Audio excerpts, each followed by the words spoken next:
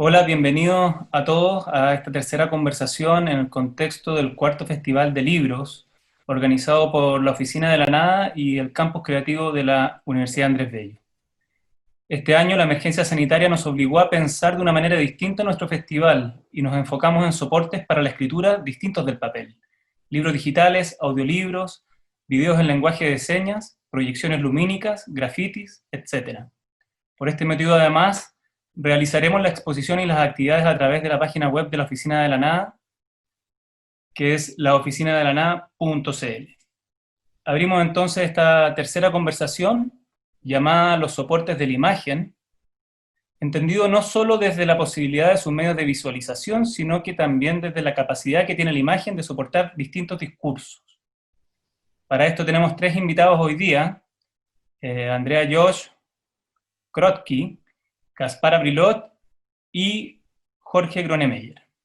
Andrea Josh es nacida en Arica en 1973, fotógrafa, magíster en gestión cultural de la Universidad de Chile y directora del magíster en investigación y creación de la imagen, siendo también coordinadora de investigación y creación artística de la Facultad de Artes de la Universidad Finisterra.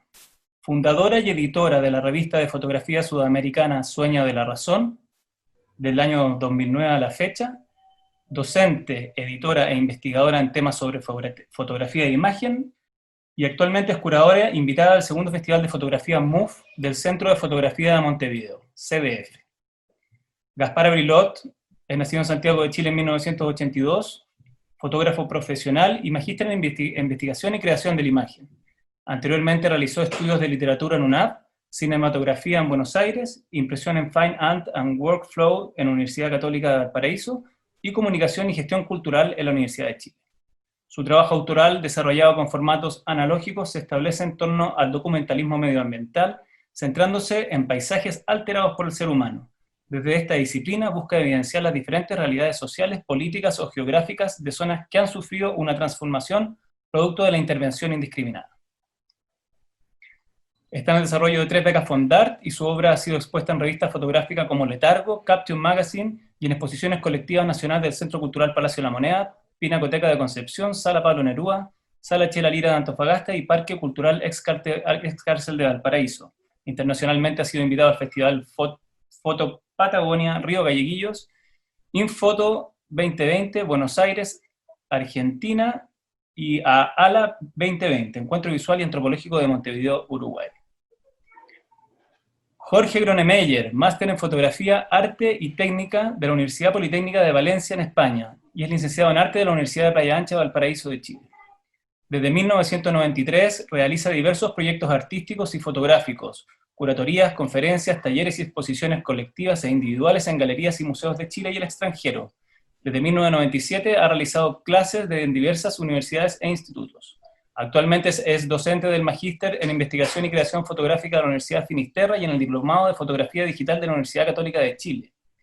En el año 2009 crea el taller de impresión y edición Fine Art Gronefot, y el año 2015 la editorial del mismo nombre, donde se ha desempeñado como editor. Desde el año 2018 desarrolla y dirige el proyecto Sala de Máquinas, un espacio y una plataforma independiente dedicada a la reflexión, producción, formación, difusión e investigación de la imagen fotográfica en el contexto de las artes visuales, que tiene como objetivo generar diálogos y encuentros interdisciplinarios en torno al arte y la cultura visual.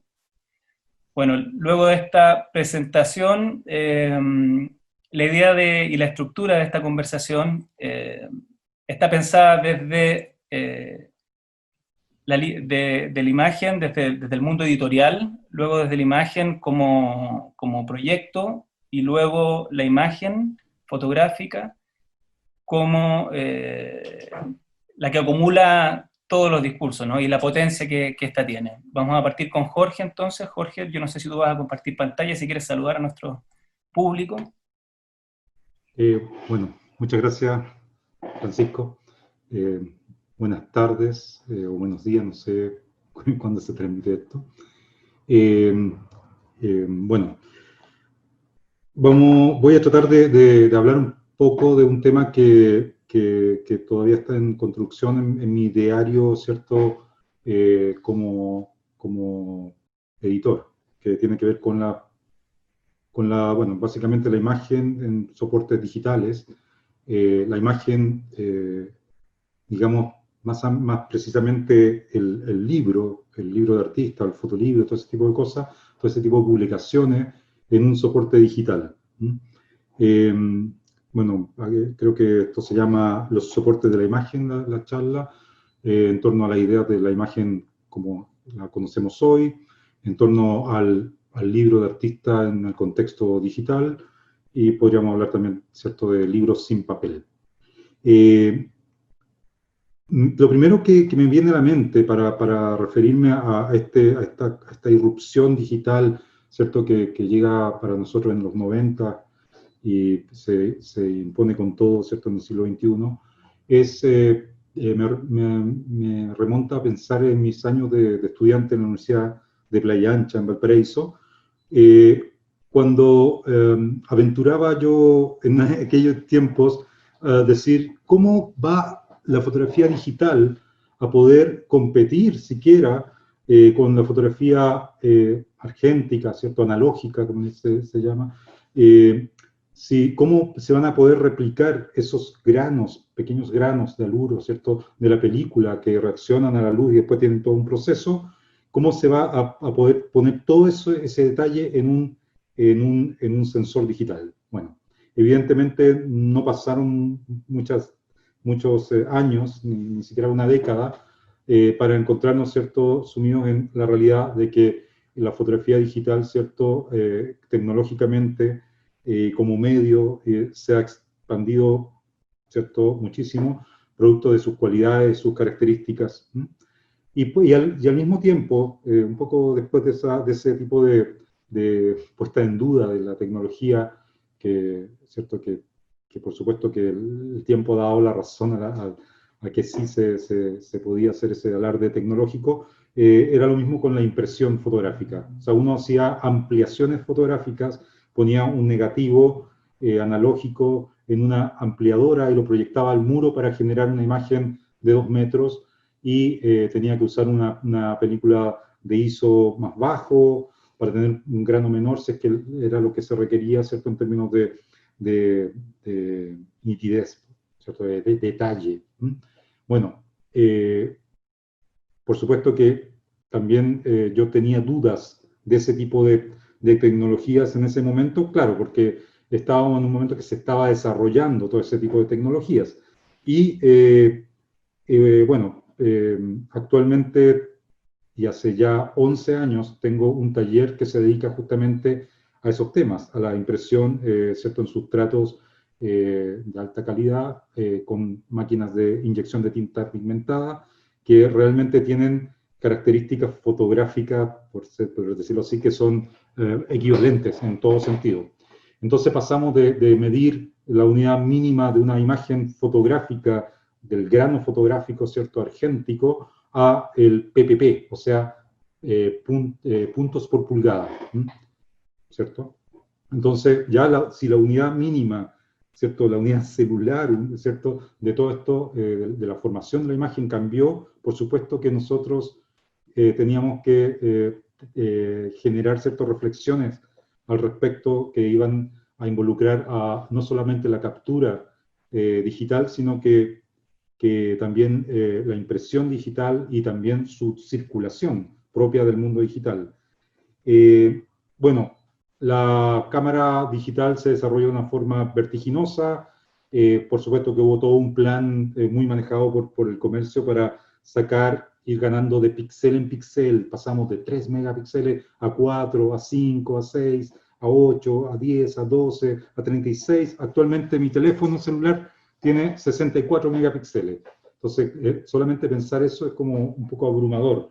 Y por supuesto que ya existen obras realizadas con teléfonos celulares como el conocido iDubai de Joel Stenfield, que es un libro que está conceptualizado, ¿cierto? Lo pueden ver en el video Cómo hacer un libro con Stable, cómo se conceptualizó el libro, pero son imágenes siempre tomadas con un smartphone. Entonces, por supuesto que todo el contexto tenía que cambiar producto de este desarrollo tecnológico.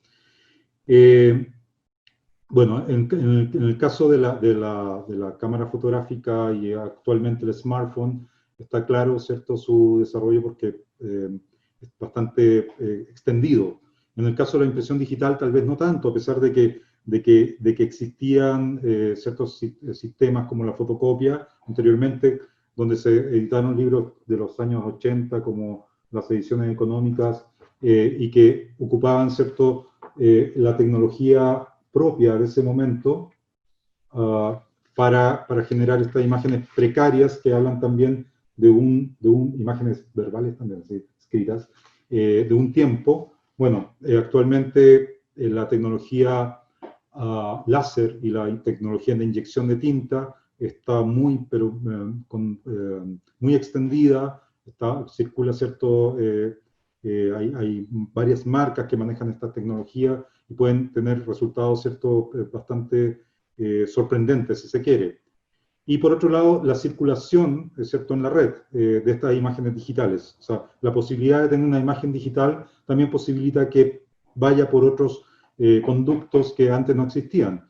Y Internet, ¿cierto?, a través de, no sé, actualmente Instagram, ¿cierto?, los blogs en su momento, no sé, los blogs especializados que hablan de fotografía, de fotolibros, de libros de artistas y cosas por el estilo, y la venta, ¿cierto? O sea, la difusión, la distribución y la comercialización a través de las plataformas digitales. Eso es una cosa sumamente importante. Los tres ámbitos sumados inciden en la posibilidad, que no existía antes, de esta forma por lo menos, de autopublicación y autopromoción de un producto visual, ¿cierto? Sea imagen fotográfica, sea libro de artista, sea un fotolibro. Todavía sin hablar del libro de artista en la web, ¿cierto? O descargable o todo eso, y en sus problemáticas también, bueno, existen sistemas propiciados por el mundo digital como, y producto de la evolución tecnológica, como lo son, por ejemplo,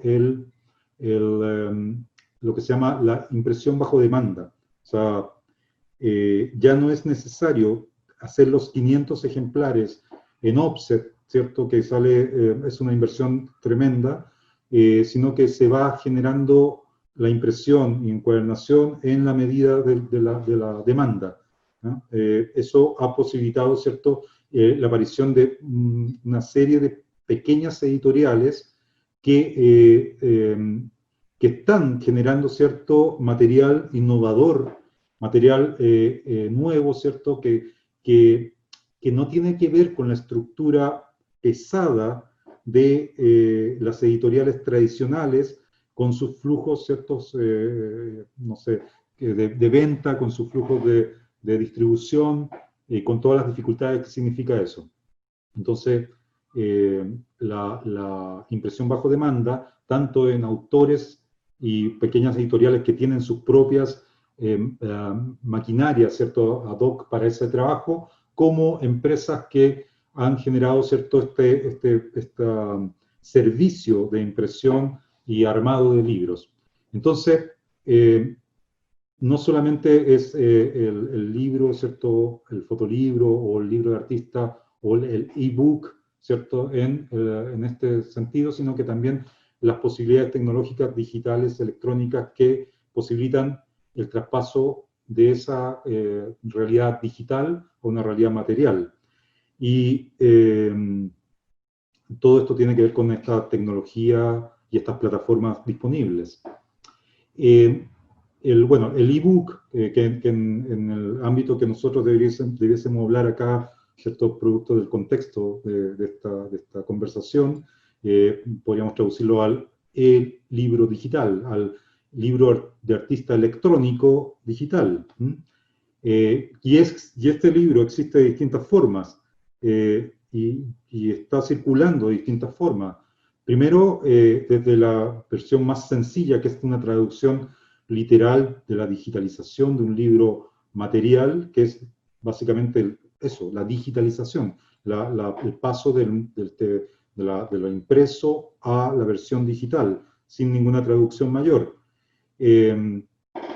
Bueno, hay muchos libros descargables, ¿cierto?, que están en esa tónica, o estos blogs especializados que muestran, tú puedes ver el video con cámara cenital, ¿cierto?, un libro completo.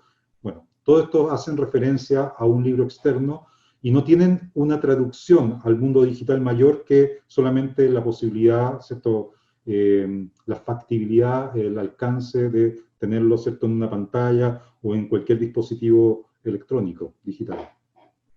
También está la posibilidad del libro digital para ser impreso, o sea, un libro que circula, que se puede adquirir o bajar gratuitamente, dependiendo de las características, pero está hecho para que la persona, el espectador lector, ¿cierto?, lo pueda imprimir. Y existen ejemplos como intermedios que todavía tienen un pie en el mundo material, como este caso de Kawaii Ediciones, que se vendía la tapa serigrafiada y trae adentro, ahí no sé si se podrá ver, pero trae un enlace para que tú descargues el material. Ahora voy a ver si puedo compartir pantalla. Ups. Ninguna de estas. Kawaii, ahí está. Y acá está, ¿cierto?, la publicación y el sistema para descarga. Existen sistemas más complejos también para como este tipo de programas, ¿cierto?, que exploran, ¿cierto?, las posibilidades de un libro de una forma más interactiva, más interactiva que un PDF. Está, bueno, obviamente los ebook más interactivos que te llevan a otros, a otros sistemas como videos y cosas por el estilo.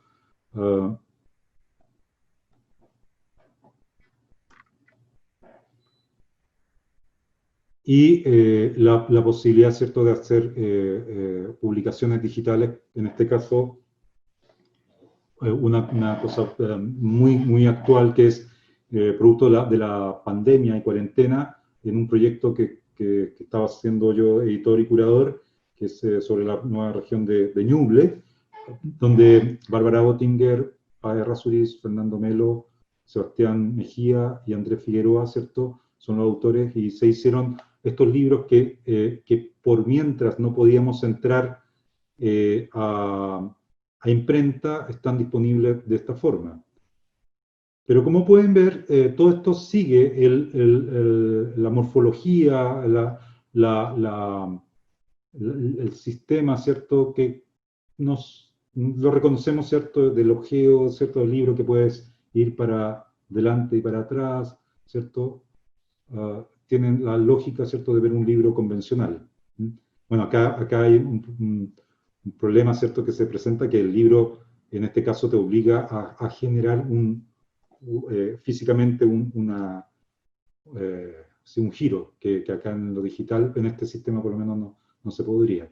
Pero es, bueno, en este caso, por supuesto que la tecnología digital nos permitió, ¿cierto?, estar presente con la publicación antes de su impresión física, pero no está reemplazándolo, viene a ser más bien una cosa que viene a sumarse, ¿cierto?, producto de la contingencia. Lo mismo con Chile de Adentro, en el momento en que apareció la nueva edición de Chile from Within.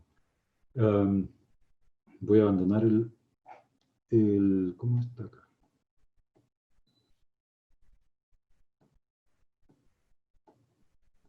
No sé cómo hacerlo, a ver.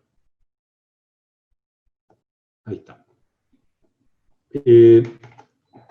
Claro, existe otras perspectivas que podrían involucrar, ¿cierto?, a las tecnologías digitales y a todo lo que significa esto, ¿cierto?, en términos de su circulación, pero también de su ADN, ¿cierto?, de su lógica, publicaciones que sean que estén más acordes, ¿cierto?, no sé, a las pantallas táctiles, a la cosa más hiperconectiva, y bueno, se les llama en ciertos medios el hiperlibro de arte, que es un libro navegable, interactivo, donde la secuencia narrativa, ¿cierto?, es multilineal, multidireccional, multisecuencial. O sea, son nuevas expectativas, ¿cierto?, que tendrían que estar a la par no sé, al hecho de cómo conviertes, ¿cierto?, la dinámica de un libro, ¿cierto?, de artista como este, ¿cierto?, de Juan Luis Martínez, con su carácter objetual, ¿cierto? ¿Cómo podrías traducir, no el equivalente de este libro, sino que, o de este otro, ¿cierto? No sé si han visto alguna vez la fotocopia de esto, ¿cierto? No sé si han visto el PDF de esto, pero claro, hay cosas que son realmente, mira, justo abrí sin querer, hay cosas que son irreproducible en términos digitales, en términos de la experiencia. Y ahí siempre me acuerdo de una cosa que me importa mucho en el pensamiento del libro, que tiene que ver con, por ejemplo, Gerhard Steidl, el gran editor alemán, habla siempre del olor a tinta, que es su perfume. Y, y yo siempre pienso cuando veía a Ed Hucha, con sus libros, ¿cierto? Y cómo él los tomaba y los hojeaba, y ese tamaño y esa forma y esa materialidad en realidad tan básica, ¿cierto?, en términos de edición, pero que se transforma, ¿cierto?, en un paradigma del libro de artista. Porque, claro, el libro de artista no es digamos, derroche de materialidades, no sé, de alto costo, sino que más bien es cómo interactúa todo, ¿cierto? El concepto principalmente con su materialidad, como una cosa redonda. Y esas deben ser, ¿cierto?, sin duda, lo que hay que ir pensando, desarrollando y delimitando en términos de cómo funcionaría este libro de artista digital electrónico. ¿Cuáles son sus propios argumentos para existir? En un momento pensamos, de verdad, no sé, yo por mucho tiempo pensé en la posibilidad de que el libro impreso estaba en peligro producto de la irrupción digital. Claro, seguramente un texto, ¿cierto?, una novela, puede ser muy reemplazable por lo digital, pero la experiencia visual, táctil, ¿cierto?, de un libro de artista, de un libro objeto o de un fotolibro, ¿cierto?, todavía ciertamente esa particularidad la mantiene intacta. Yo creo más bien en una coexistencia. En este momento lo digital está apoyando a lo impreso, pero van a seguir rumbos paralelos y en algún momento se van a separar y van a interactuar en otros ámbitos mucho más interesantes. Y eso estoy expectante por verlo. No tengo mayor ejemplo al respecto, pero sin duda ya se están haciendo publicaciones digitales que se sostienen por sí mismas en ese medio digital y no en otro. Y sin duda la hibridación con otros medios va a generar todavía una riqueza aún mayor. Eso para comenzar. Buenísimo. Gracias, Jorge. Dentro de los aspectos que tú nombraste, está el hecho de la capacidad de la autopublicación o la de estar de alguna manera en la difusión de contenidos de investigación fotográfica de manera más directa. Un poco eso es lo que Gaspar, ¿no es cierto?, ha estado viviendo estos últimos meses con su proyecto de Mundo Mágico, que él nos contará más bien el fondo y el contenido y el trasfondo y cómo vivimos hoy ese mundo idealizado durante la década de los 80 que nos tocó de alguna forma a todos vivir y habitar. Eh,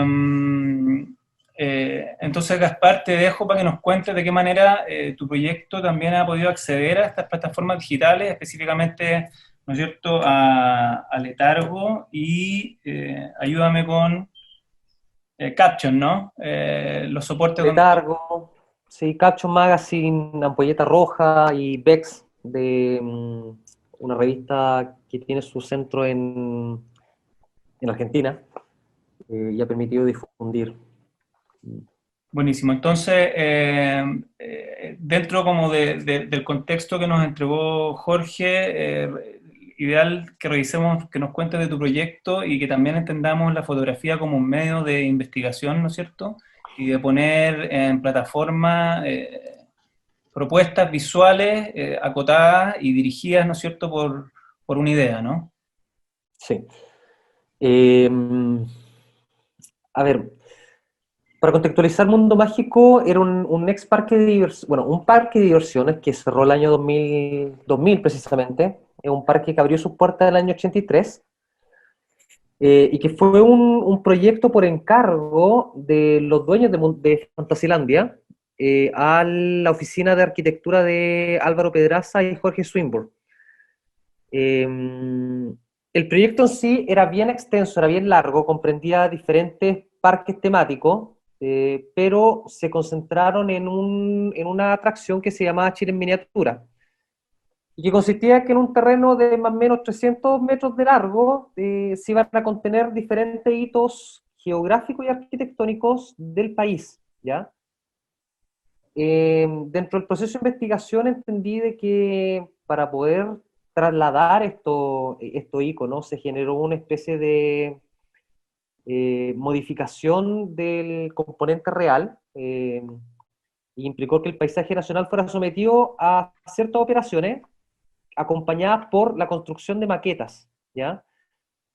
Entonces, este tipo de operación artesanal, que eran muy fieles a los reales, generó que el parque fuera comprendido como un artefacto que te hablaba de lo que... A ver, podía ser comprendido como un documento del estado del patrimonio actual en plena época de los 80, ya en plena época de la dictadura militar, ¿ya? No solo como una visualización de unidades de paisaje, sino también como la visualización de lo que se quería proyectar a futuro del territorio nacional. Entonces, este parque incluso tuvo un programa de televisión. El año 2000 cerró por lo costoso que era la mantención. Por ahí surgieron ciertos mitos que cuando cerró el parque la gente entró al terreno a robarse las maquetas, pero en realidad eso fue una construcción de mito por parte de la prensa. Efectivamente, las maquetas están guardadas en unos galpones y se supone que va a reabrir con la nueva inauguración de Fantasilandia en San Bernardo. Entonces, a 18 años del cierre de este parque temático y de su actual condición de ruina, porque el terreno está completamente abandonado, está la Corporación Cultural de Lo Prado, pero el terreno está prácticamente abandonado. Y cosa curiosa, también nunca ha habido temas de especulación económica en ese bandejón que tiene tanta proyección, ¿ya? En este parque lo único que van quedando como elementos estéticos representativos de ese parque son las altas cumbres, la cordillera de los Andes, y ciertas maquetas que no se pudieron llevar porque estaban adosadas por concreto, como el Estadio Nacional por su gran dimensión, la portada de Antofagasta, algunos puentes, algunos rieles donde transitaban unas pequeñas maquetas de ferrocarril.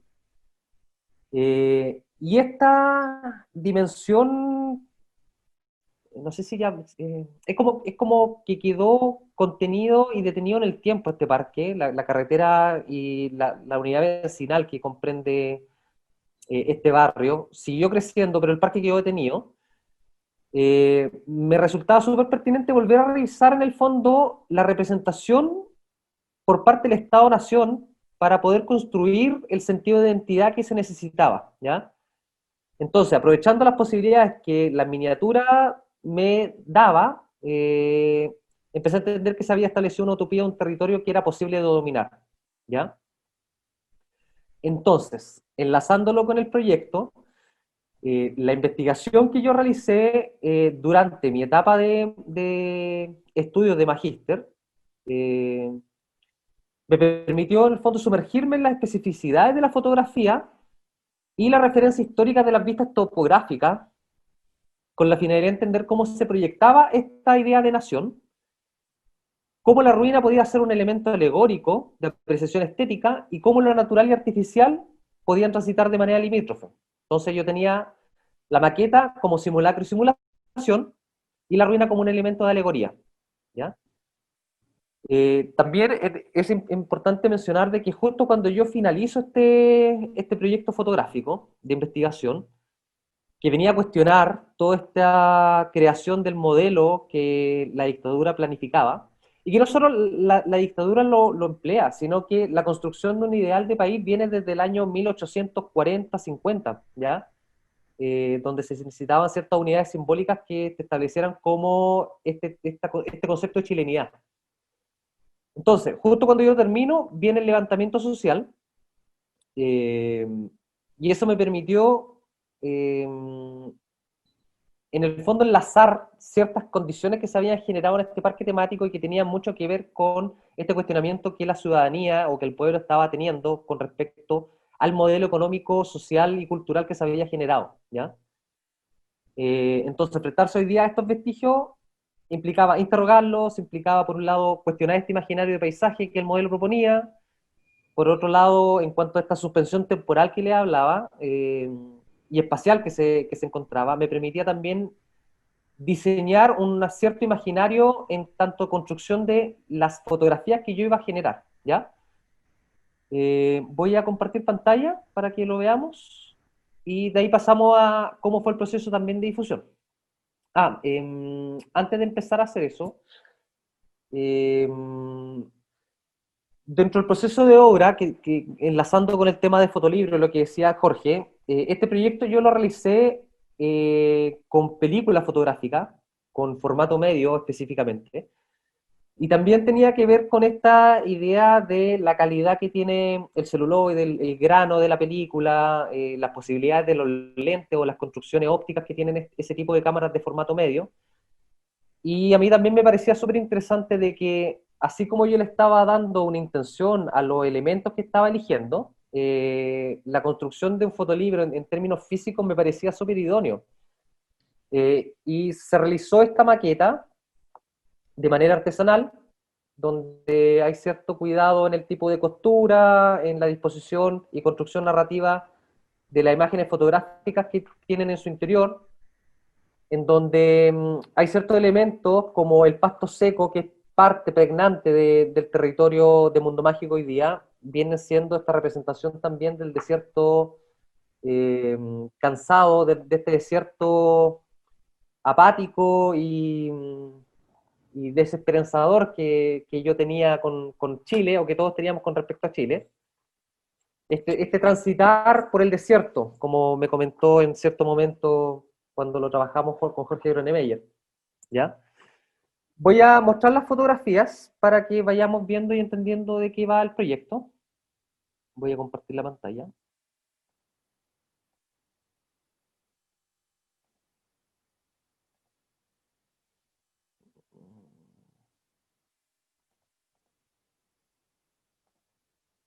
Entonces, esta es la maqueta física del proyecto que hicimos como proyecto de finalización de una maqueta física del proyecto Mundo Mágico.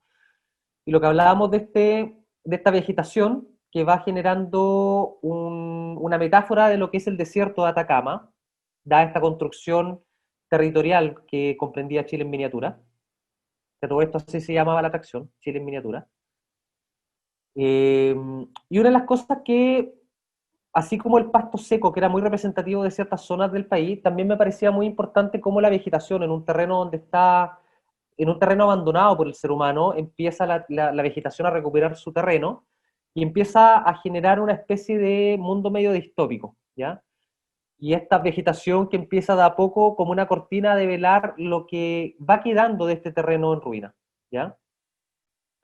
Cómo se va juntando el concreto con la vegetación y la fuerza que tienen las plantas para poder irrumpir.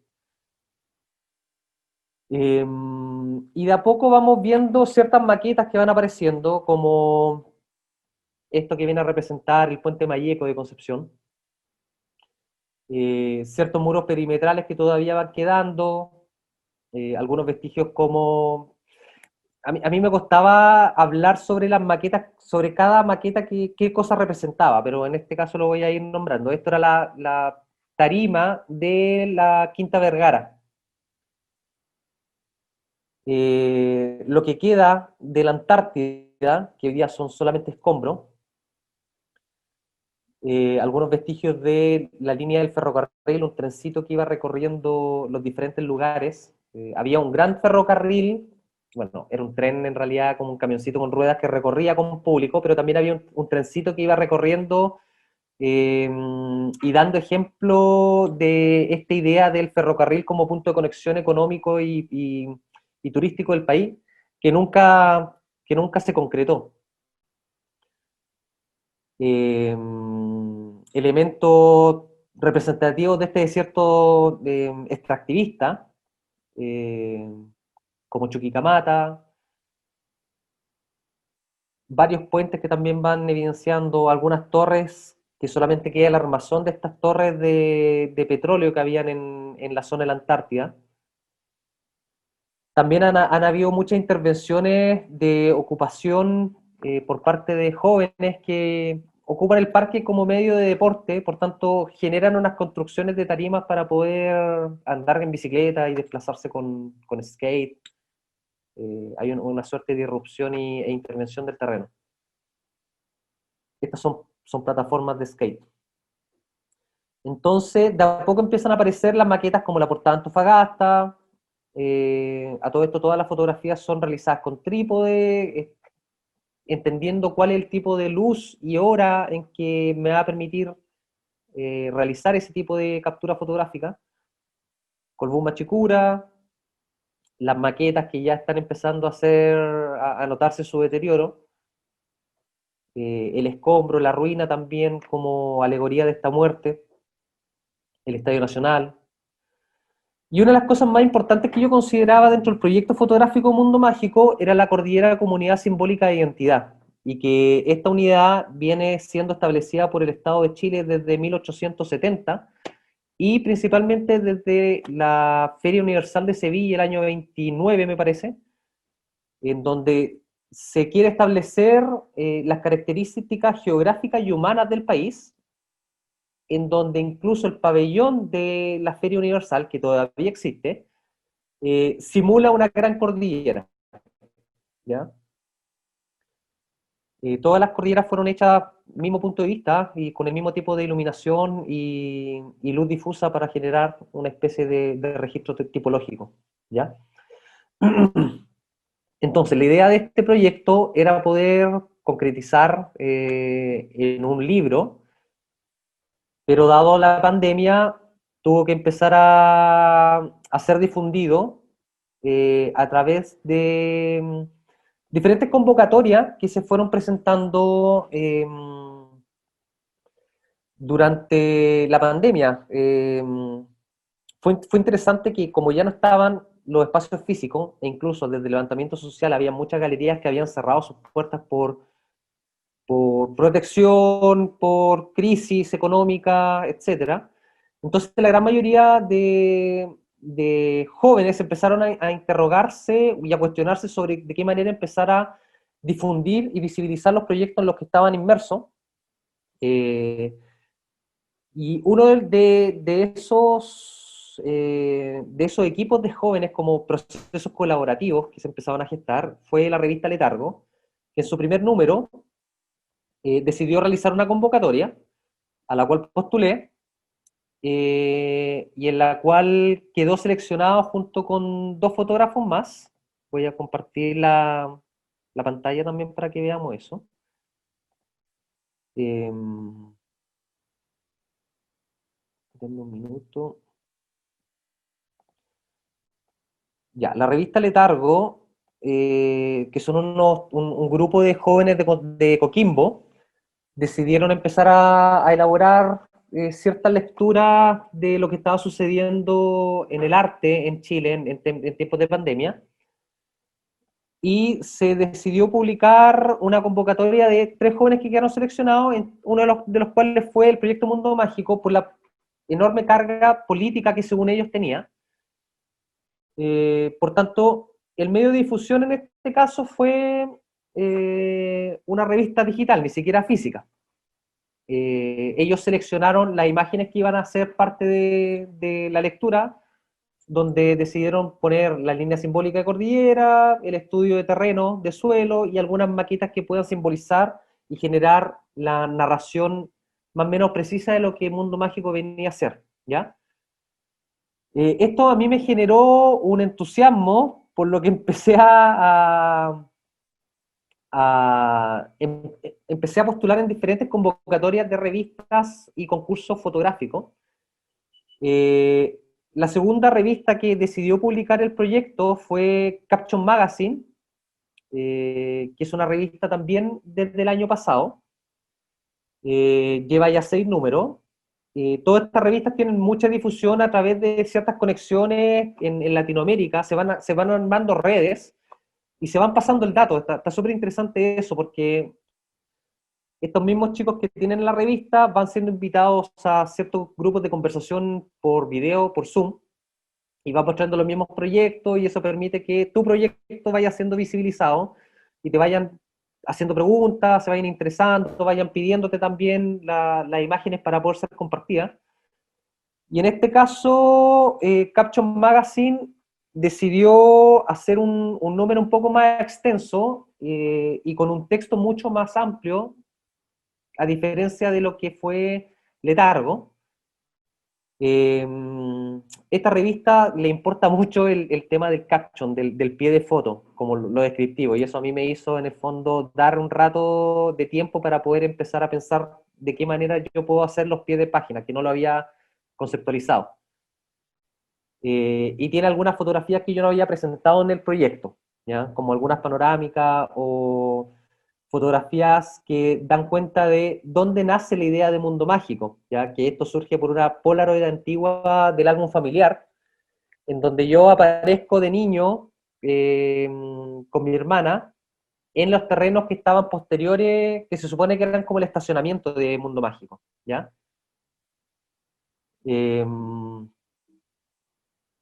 Así que de a poco el proyecto ha ido visibilizándose y se ha ido mostrando en diferentes plataformas virtuales y en diferentes concursos de fotografía. ¿Ya? Esta es la revista Ampolleta Roja, que también es chilena, son de Rancagua, pero tiene una difusión mucho más latinoamericana, porque no solamente convocatoria a chilenos, sino que hay personas de Brasil, de Colombia, de Argentina, de Uruguay.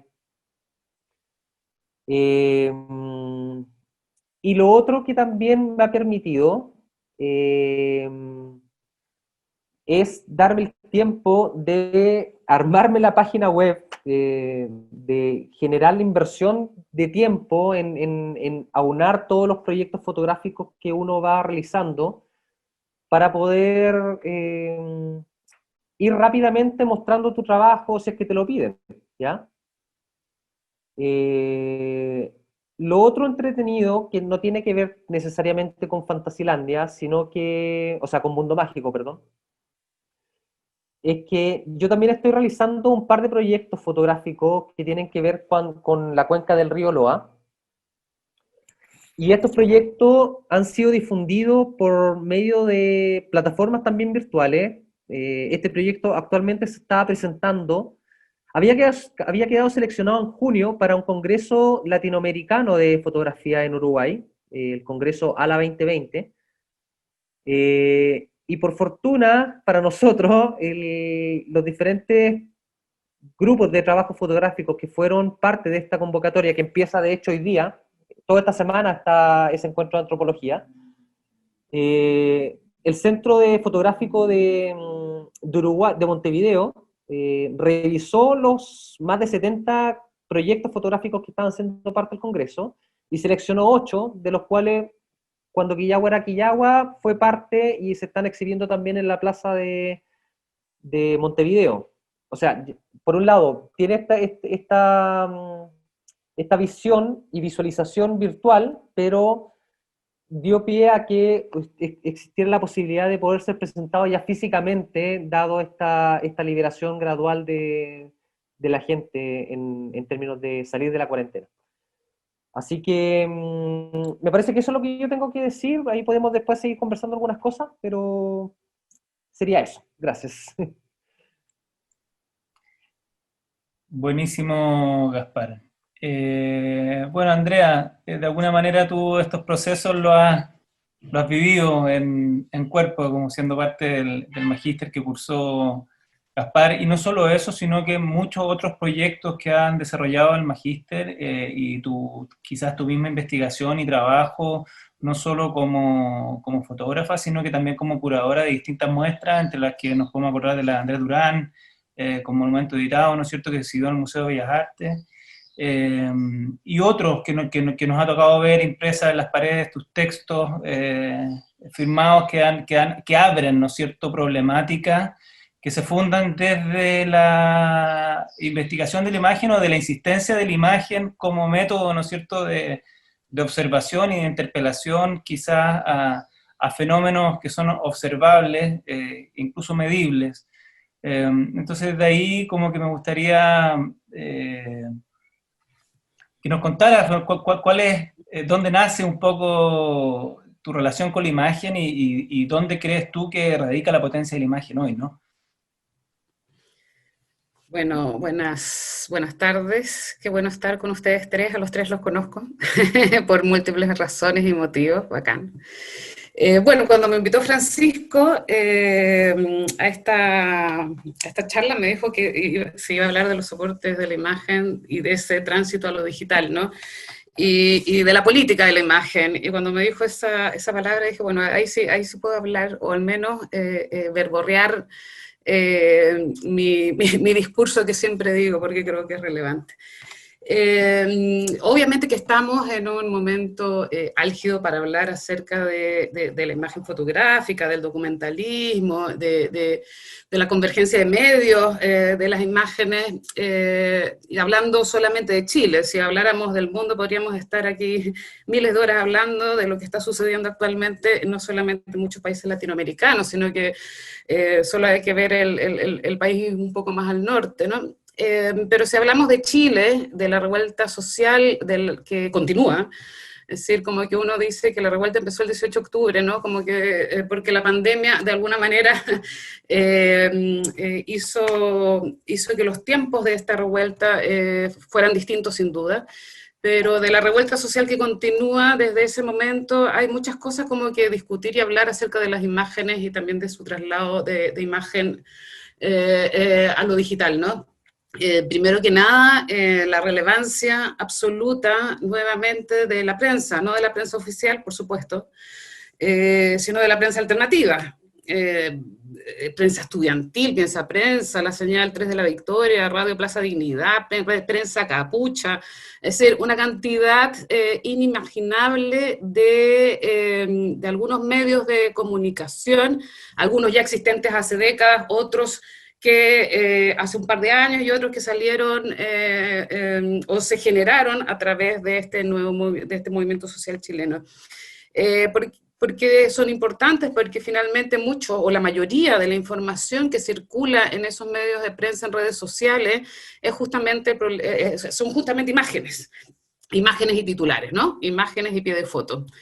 Y eso vuelve a colocar de alguna manera la fotografía de prensa y la fotografía documental en un lugar absolutamente relevante, políticamente hablando.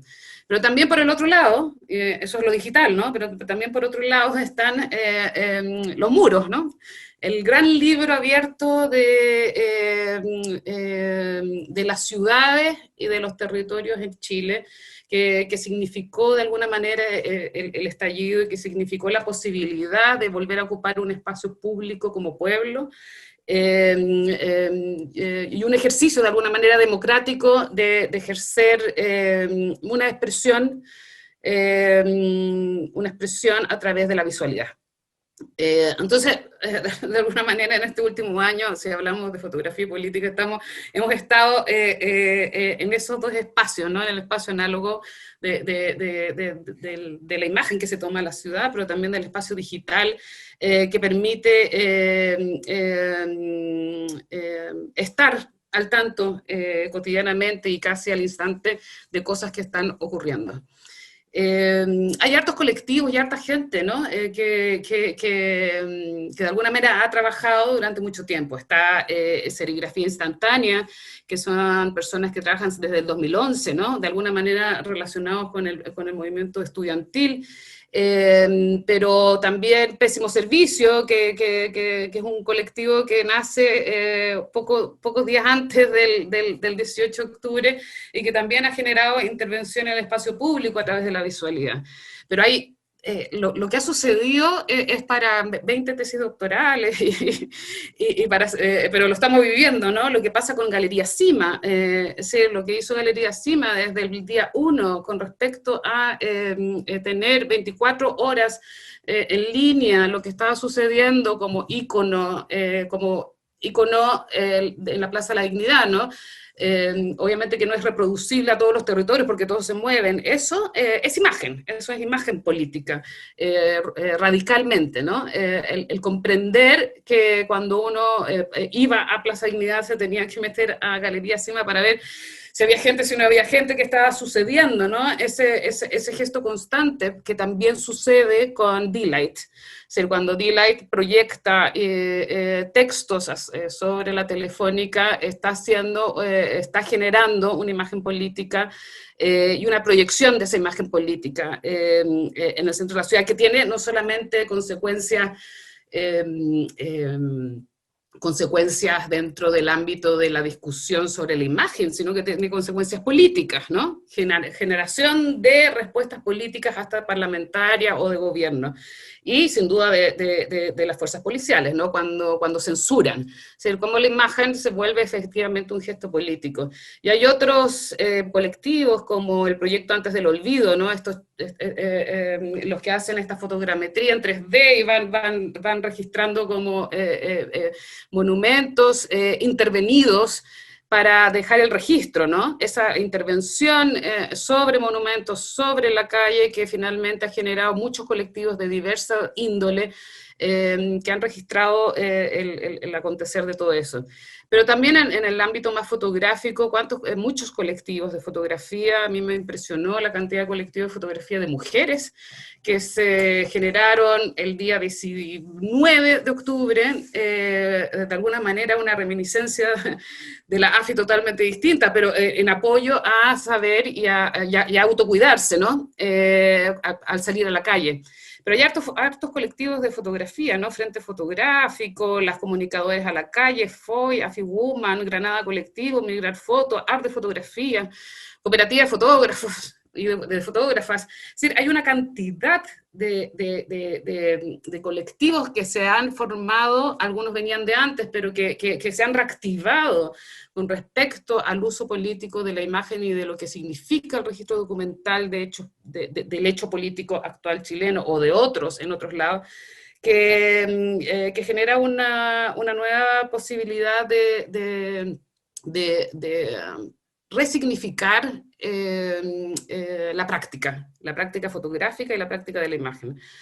Pero también hay cosas éticas metidas entre medio para conversar después en esos gestos, ¿no? Hay mucha gente, hay muchas fotógrafas, fotógrafos, fotógrafes y medios de prensa alternativos que borraban rostros o borran rostros y marcas de la piel de las personas, tatuajes, etcétera, para subir las fotos, para que justamente las fuerzas policiales no distingan, ¿no? En esta supervigilancia digital, donde todos estamos siendo grabados, no distingan finalmente a las personas que están manifestándose. Pero por el otro lado está el uso de la fotografía, nuevamente un uso muy relevante en querellas por violaciones a los derechos humanos. Los abogados están ocupando fotografías para interpelar judicialmente a quienes han violado los derechos humanos. Es decir, las imágenes contienen de alguna manera vuelven a resignificar su rol político que siempre lo han tenido, ¿no? Y a mí me parece que eso en este momento, en su circulación de alguna manera más material en la calle, o en su circulación política en los medios de prensa, en las Instagram, en las redes sociales, es algo que revitaliza la profesión, sin duda. Pero en cuanto a lo que decía brevemente, para poder discutir después, Grone, ponte tú, de que evidentemente que el libro no es un traslado, ¿no? Sí, lo que uno hace actualmente es trasladar lo analógico como a lo digital para revisar. Me acuerdo que hace unos 4 o 3 años atrás, que nos invitaron como Sueño de la Razón a Quito, estaba invitado también Gonzalo Golpe, que es uno de los editores importantes españoles de libros, de fotolibros, libros, etc.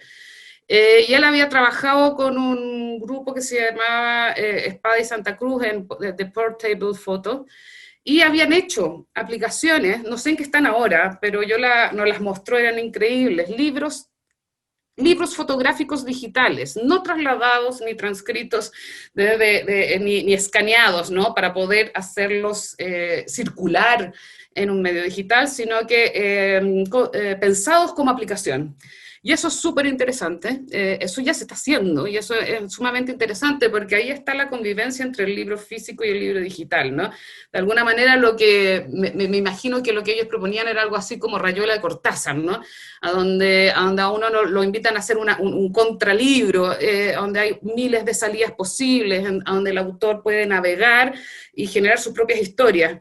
Entonces, de alguna manera, ese soporte digital también para el otro lado, no la política de la imagen, sino la política del libro, me parece que son soportes distintos, ¿no? Y que no tienen por qué pelearse, sino que pueden, sin duda, convivir. Ahora, una de las cosas más relevantes que creo que ha pasado, no solamente este último año, sino yo creo que estos últimos 5 años, también con el movimiento feminista en Latinoamérica, que ha generado una colectividad de fotógrafas, documentalistas, mujeres impresionante, o de la convergencia de medios, que sí hay que conversar, ¿no? La convergencia de medios de la fotografía con lo digital, con el video, con las otras disciplinas, con el periodismo. Hay muy buenos proyectos como el de Drogas, Políticas y Violencia.net, que es un sitio web a donde desde la fotografía Jorge Pachoaga y Claudia Carrera invitan a periodistas, científicos, fotógrafos, videastas, a hablar acerca del problema de las drogas, la violencia y la política que estas generan en Latinoamérica. Entonces, también hay un tema de que hoy en día no solamente hay una convergencia en medios, sino que debemos, por fin, aceptar que las prácticas artísticas y sobre todo la fotografía es transdisciplinaria desde su origen, ¿no? Desde el siglo XIX. Y es una forma de conocimiento sin duda, es transdisciplinar, y la práctica de la imagen, la práctica de la investigación de la imagen, como lo que mostraba Gaspar de su trabajo, es fundamental, yo creo, hoy en día, porque de alguna manera las imágenes son el lenguaje con el cual nos comunicamos hoy. Y mayoritariamente a nivel mundial, no solamente a nivel chileno, ¿no? Y si nos comunicamos a través de la visualidad, pues bueno, habrá que también discutir cuáles van a ser las prácticas escolares, pedagógicas, con respecto a programas que hablen sobre la visualidad, cómo van a ser las nuevas bibliotecas físicas, públicas, a donde tienen que haber estantes de libros, de imágenes, para poder finalmente generar una convergencia de entender la relevancia que esto tiene. Pero sin duda, soy de las que cree y profesa y milita en el sentido de que la imagen o la fotografía y la imagen y la visualidad y los proyectos adheridos a eso tienen que ver o deberían tener que ver con el contexto en que uno está, es decir, con las personas que uno es, con el contexto social y económico y cultural, y por ende las imágenes son políticas, porque no han cambiado nuestras formas de percibir el mundo, han hecho un delito tremendo por un lado, ¿no? Han sido muy, muy dañinas por un lado, por su mal uso en la publicidad, en la prensa, en los medios de prensa, en los libros escolares, qué sé yo, pero por el otro lado, es la única forma que tenemos, es la gran forma que tenemos de comunicarnos hoy en día. Entonces, su investigación y su puesta en valor y su aporte, en este caso en específico, a lo que está sucediendo en Chile, creo que es no solamente relevante, sino que es una de las cosas más relevantes que ha sucedido. Eso.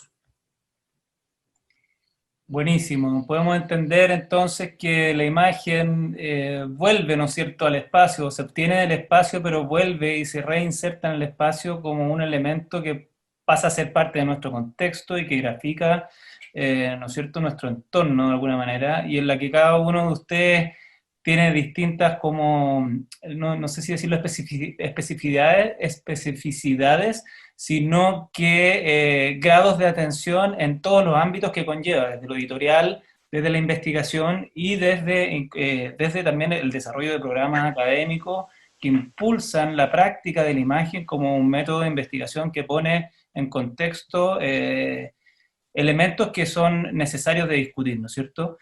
Entonces dejamos la conversación abierta entre nuestros invitados, entendiendo el poder de la imagen, la necesidad de la edición y de la puesta en distintos soportes para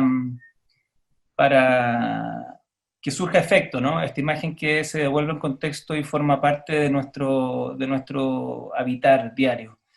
En ese sentido, Jorge nombró algo que a mí me queda dando vuelta y es a lo que estamos sujetos hoy día, que es esta constante de adaptación que al menos a ti te ha tocado vivir entre lo análogo, lo digital, de llevarlo a los sistemas de impresión, luego al libro y ahora a este libro digital, y que constantemente también hemos tenido que estarnos adaptando y tenemos también que estarnos adaptando a esta forma de vida y a este como constante scroll en el que estamos viviendo, ¿no es cierto? Nos salimos de uno, estamos habitando distintos espacios a la vez, ahora estamos aquí, después vamos a estar, qué sé yo, en otro lugar del mundo por toda esta posibilidad que nos da lo digital.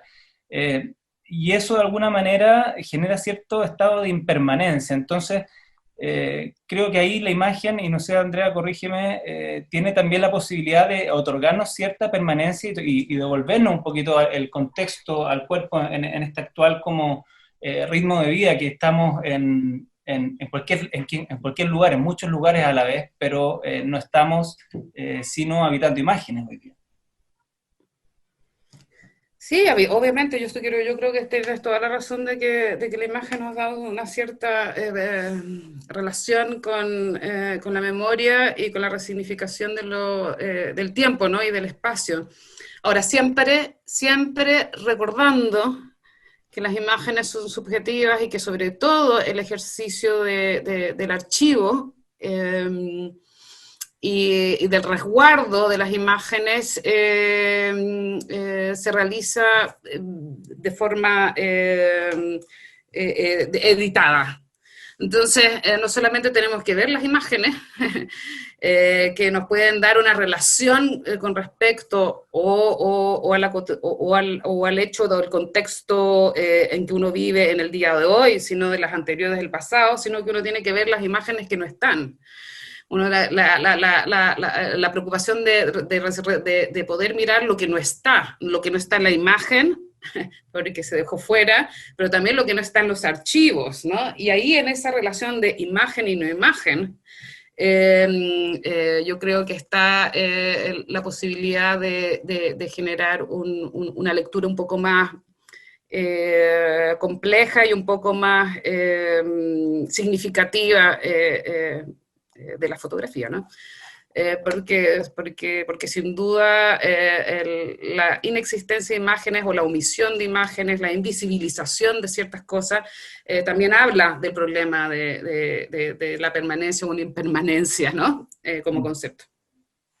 Sí, en ese sentido, Jorge, tú tienes un proyecto publicado que incluso tengo entendido que, corrígeme si me equivoco, está con el micrófono apagado en todo caso, en el que trabajas con el territorio y también con la memoria de la imagen que devuelve, ¿no es cierto?, superpone imágenes de antecedentes indígenas en territorios hoy día que de alguna manera han perdido quizás esa significación, ¿no?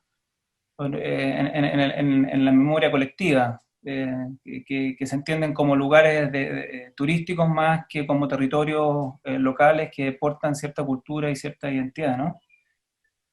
Sí, bueno, el proyecto se llama Tarjeta Postal y lo que hace básicamente es interrumpir, tensionar un paisaje, en este caso el paisaje de la zona austral de Chile, con imágenes que circularon en su momento, a comienzo del siglo XX, como postales que representaban a los pueblos originarios de esos lugares y que en ese mismo momento estaban siendo, ¿cierto?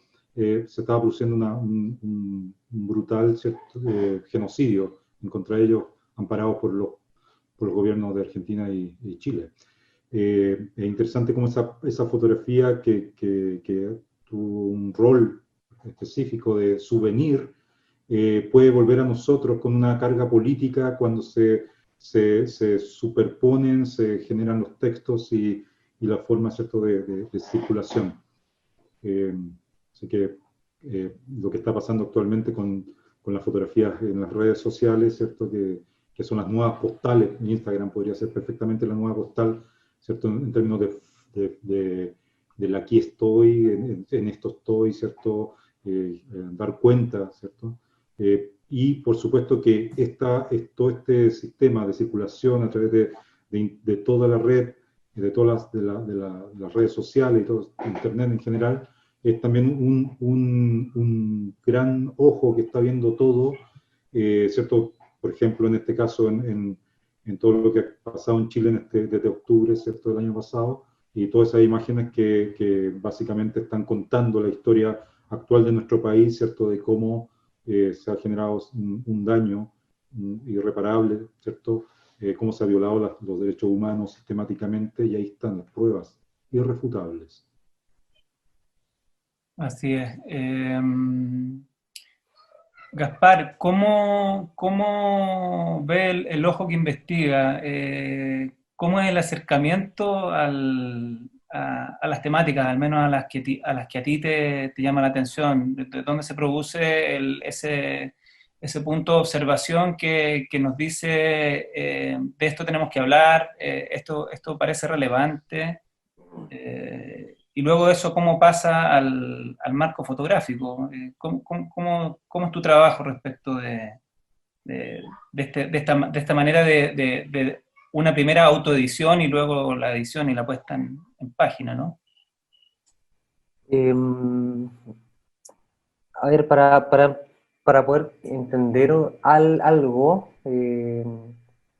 últimamente hemos conversado harto con muchas personas, incluso me parece que también lo hemos conversado con Jorge, que muchos fotógrafos o artistas o escritores tienen un tema en común y lo van trabajando de diferentes maneras, pero siempre es un mismo tema el que se va planteando como un tema basal.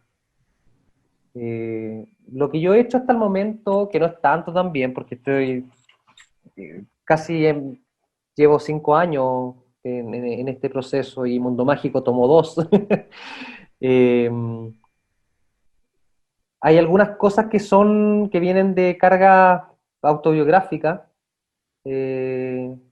inquietudes o interrogantes con respecto, no sé, en este caso Mundo Mágico yo estuve ahí, hay un registro fotográfico de eso, no tengo recuerdo del parque, porque yo me fui para el sur, a pesar de que el parque cerró el 2000, y volver de nuevo al parque en condición de ruina fue como chuta. Qué diferente es del imaginario que uno tiene por todas las fotografías que quedan resguardadas de cómo era en la época de esplendor de este parque.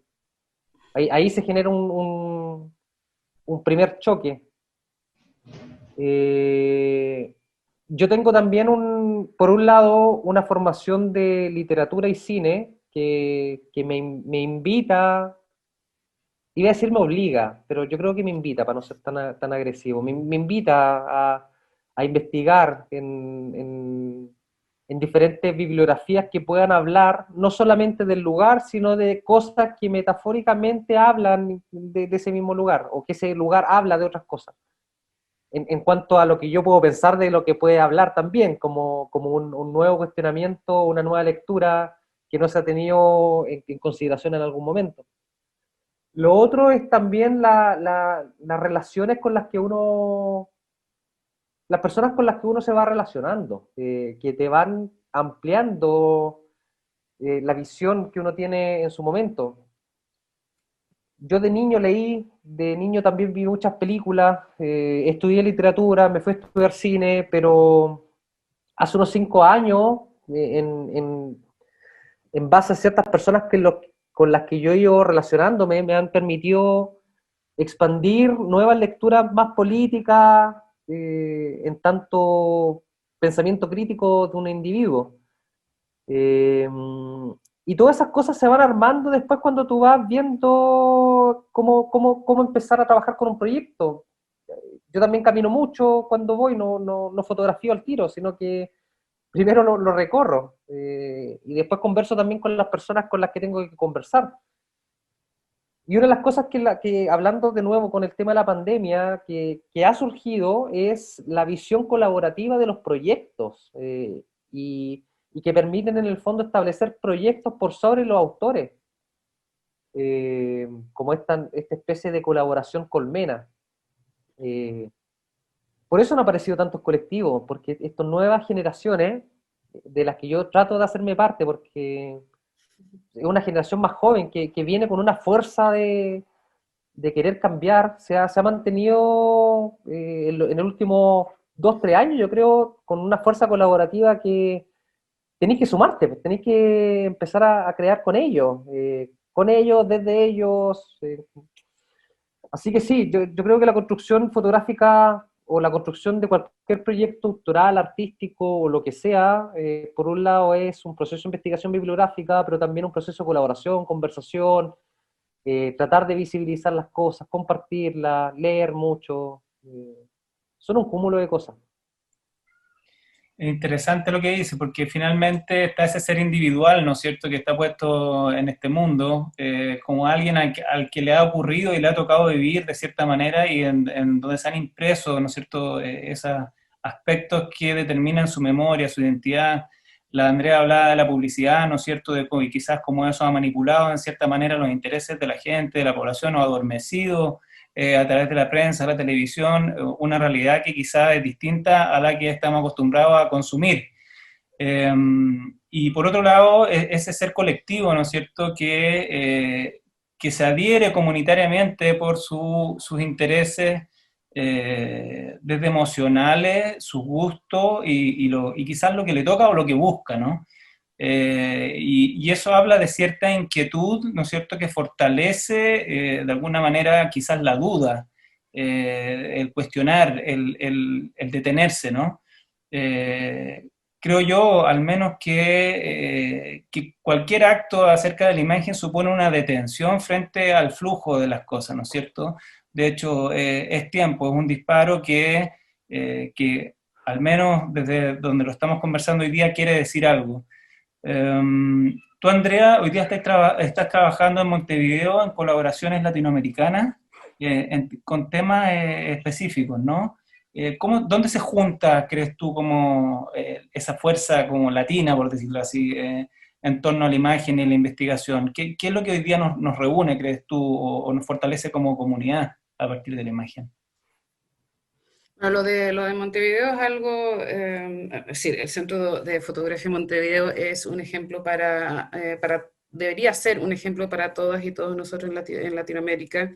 Anteayer acaban de inaugurar una fotogalería, ellos tienen varias ya, no me acuerdo cuántas, unas 15 deben tener, son galerías en el espacio público, y ayer inauguraron una en la cárcel de Montevideo, solo para los presos, para que vayan sus visitas. Es decir, y el nivel de implicancia de la gestión que están haciendo con la fotografía es de verdad que increíble. Pero más allá de eso, tuve la fortuna de que me invitaran a ser la curadora del segundo Festival MUF, y también es increíble lo que hacen, ¿no? Porque por muchos años, y también estuvo bien, muchos de nosotros y de nosotras participamos de eso, ¿no? Desde su inicio, del tallerismo, del workshop de 2 días, de sacar algo súper rápido en 3 días, como todo como muy relacionado también con el mercado, ¿no? Todo rápido, y todas las soluciones tienen que ser inmediatas, y lo que propuso hace ya 3 o 4 años atrás el Centro de Fotografía de Montevideo es realizar este festival que se llama MUF, que tuvo una versión, esta es la segunda, que dura 2 años. Dura 2 años y tiene 4 plataformas, ¿no? 2 años bueno, en realidad casi 3, pero la gente participando casi 2 años, aparte de lo que es organizarlo. Entonces hay un grupo de personas latinoamericanas, es un proyecto para latinoamericanas y latinoamericanos, que postula para generar un trabajo de un proyecto que dura 1 año y medio, 2 años. Y entonces hay 38 personas seleccionadas, de las cuales la mitad son uruguayas o uruguayos y la otra mitad latinoamericanos, que siguen este proceso con activadores, con 4 activadores, con un contexto pedagógico, etc. Y hay una plataforma que es solo de fotografía uruguaya, para resignificar la propia producción del país, y hay otra que es con un trabajo con los barrios de Montevideo, que es para relacionar finalmente esta producción, esta investigación, con la misma gente que la va a mirar y la va a observar desde los propios territorios. Y la cuarta plataforma es una plataforma de contexto pedagógico, donde estamos trabajando con Luis Kamnitzer y Mónica Hoff, a donde finalmente esa plataforma tiene que ver con para qué sirve todo esto y cómo hacemos que estas cuestiones efectivamente dialoguen con otros. En sus distintas maneras, plataformas, sentidos. Ese es el arte como también el contexto, el arte como contexto pedagógico. Y ha sido súper interesante. Ahora, los temas latinoamericanos están activados hace rato, ¿no? Es decir, ha habido ahí una gestión tanto privada como pública desde los coloquios en México. O sea, yo creo que los coloquios en México de los años 70, después el de Cuba, después el de Venezuela, de ahí hubo un tiempo como, más allá de lo que uno opine políticamente, del porqué de esos coloquios, ¿no? Pero sí hubo una posibilidad de que después se retomaran el año 2007 en Sao Paulo, y durante 15 años se hicieron estos foros en Sao Paulo, y entre medio ha existido, como dice Gaspar, yo estoy totalmente de acuerdo, en el último tiempo una nueva generación en donde lo colectivo no es solo colectivo, ¿no? Sino que es colaborativo. Y ahí hay una diferencia abismal entre lo colectivo y lo colaborativo. Y hay muchísimas cosas funcionando. Los 20 fotógrafos que hacen este trabajo maravilloso hace 3 o 4 años, desde Colombia para Latinoamérica, colectivos que yo nombré hartos en la primera parte de la charla. Yo creo que la diferencia entre pensarlo colaborativamente, pero sí creo que estamos en un momento álgido de discusión en torno a la fotografía como política, porque hacer un colectivo, generar una instancia transnacional, permitirnos hablar en jornada, es un acto político. Es decir, no estamos mostrando fotitos, estamos hablando del problema de la imagen. Y por suerte el fotón, horrible, lo detesto, por suerte el fotón, cada vez tiene menos importancia, ¿no? El WordPress Spot, la no sé qué, sino que estas cuestiones que efectivamente piensan la colaboración y piensan los territorios y piensan su relación con el otro y con la otra y con la naturaleza y con todos los seres, ¿no? A mí me parece que estamos en ese sentido en un buen momento de la imagen. Sí, por ahí, en algunas lecturas aparecía que llegó un momento en que la imagen se desprendió era la propia literatura, ¿no? Y cuando aparece la escritura, ¿no es cierto?, se desprende de esa carga, de alguna manera, y deja a la propia imagen ser. Pareciera ser que esa reflexión respecto como de que la imagen se separa de la escritura, hoy día como que ya no es así, y que la imagen es escritura. En relación a todo lo que hemos conversado, ¿no? Y es una escritura que se edita, ¿no es cierto? Es una escritura que tiene foco y que busca construir un relato.